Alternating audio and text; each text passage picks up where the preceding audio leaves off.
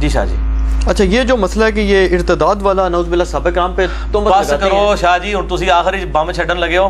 ہاں یہ ایک بات کی جاتی ہے نا جی کہ آپ جی بخاری مسلم میں حدیث ہے نا اصحابی والی, اصحابی بھی ہے کہ کچھ ایسے لوگ ہیں جو آپ کی زندگی میں مومن تھے, آپ کی وفات کے بعد کافر ہو گئے, انہی کو صحابی کہا جا رہا ہے. یہ امتی والی روایت لے کے آتے ہیں. وہ کون ہے؟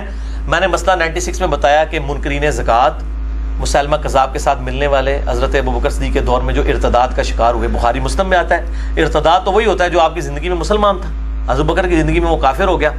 یہ وہ لوگ ہوں گے. شیعہ کی تکفیر کی یہ بھی باقی جو ہے نا وہ, ہاں تکفیر کا معاملہ یہ ہے میرے بھائی جی, تکفیر کا معاملہ جو ہے نا یہ مسئلہ بڑا ایک ڈیفرنٹ ہو جاتا ہے. اس طرح اینالوجیز بنانی شروع کر دینا اگر ہم, تو معاملات بڑے بگڑ جائیں گے. مثال کے طور پر صحیح مسلم میں حدیث ہے علی سے صرف محبت رکھے گا مومن, علی سے بغض رکھے گا صرف منافق. اب اس حدیث کے تحت جن جن لوگوں نے حضرت علی کو تکلیفیں دی ہیں ان کے اوپر ہم منافقت کا فتویٰ کیا لگانا شروع کر دیں گے؟ بھئی ان کو تعویل کی غلطی لگی ہے. اس طریقے سے آج اگر کسی تک کوئی دین ایسا ٹیمپرڈ فارم میں پہنچا ہے, آپ بجائے ان کے اوپر کفر کا فتویٰ لگانے کے ان کی اصلاح کرنے کی کوشش کریں کہ بھئی یہ جن لوگوں کے اوپر آپ کفر کے فتوے لگا رہے ہیں ان کی شان میں نہج البلاغہ میں خطبے ہیں, اور معاویہ بھی جو ہے اس کو بھی کافر حضرت علی نے کبھی نہیں کہا, اس کو منافق نہ کہیں. آپ ان کی اصلاح کرنے کی کوشش کریں. ان تک بات یہی پہنچی ہوئی ہے. صحابہ کی تکفیر تو چھوٹا مسئلہ ہے, اس سے بڑا مسئلہ تو توحید کا ہے, وہ اس کے اندر مبتلا ہے. صحابہ کی تکفیر چھوٹا مسئلہ ہے, توحید کا مسئلہ بڑا ہے. قرآن نے تو کہیں نہیں کہا کہ صحابہ کی تکفیر معاف نہیں ہوگی.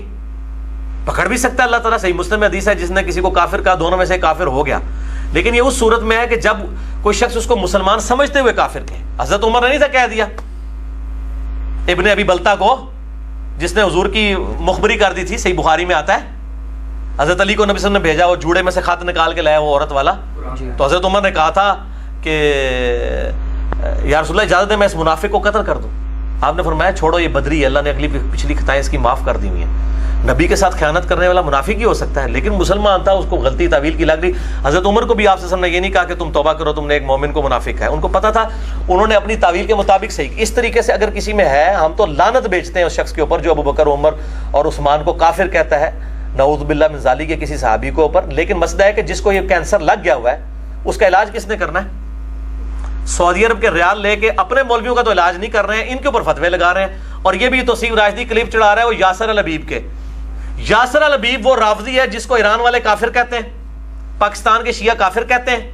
رافضی وہ تو امام خمینی کو کافر کہتا ہے یاسر الحبیب, اور اس کے کلپ عربی والے چڑھا کے جواب دے رہا ہے سنی عوام دیکھو شیعہ کیا کر رہے ہیں.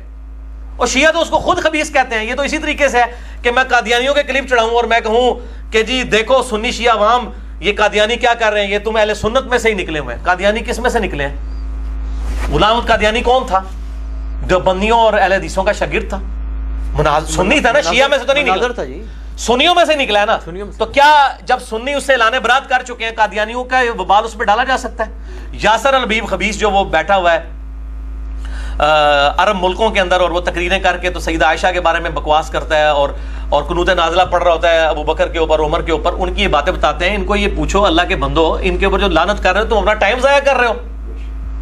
تو یہ بھی ساتھ پھر بتاؤ منافق. نہ میں نے پوری بات بتائی ہے, میں کہتا ہوں اس پہ بھی لعنت ہے, اور اس کے خلاف لیکچر چڑھانے والے جو ہیں وہ خود لعنت کے مستحق ہو رہے ہیں. حق چھپا کے آدھی بات کر رہے ہیں کہ اس کو تو شیعہ جو ہے خود رافضی کہتے ہیں.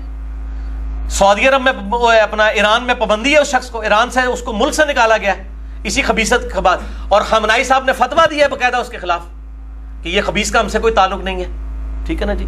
تو جس چیز کو وہ آن ہی نہیں کر رہے, آپ ان کے حوالے کمزور پیش کر کے تو وہ مطلب ان کو چڑھائی کرنے کی کوشش کر رہے ہیں. بالکل بےایمانی کر رہا ہے یہ. بھائی ریال آپ نے حلال کرنے, خدا کے لیے سچی بات کرو, ان لوگوں کا رد کرو جن کا رد بنتا ہے. ٹھیک ہے نا جی. یہ کس کو اور پھر آپ نے جواب دینا ہے, وہ عربی میں کلپ ہے نا, تو عربی میں جواب دو, آگے عربی میں جواب دینا پتہ لگے. اردو میں کلپ دکھا کے وہ جواب دے رہا ہے. ٹھیک ہے نا جی. تو اس طریقے سے یہ معاملات کر رہے ہیں, تو ان کو مطلب شرم و حیا کرنی چاہیے.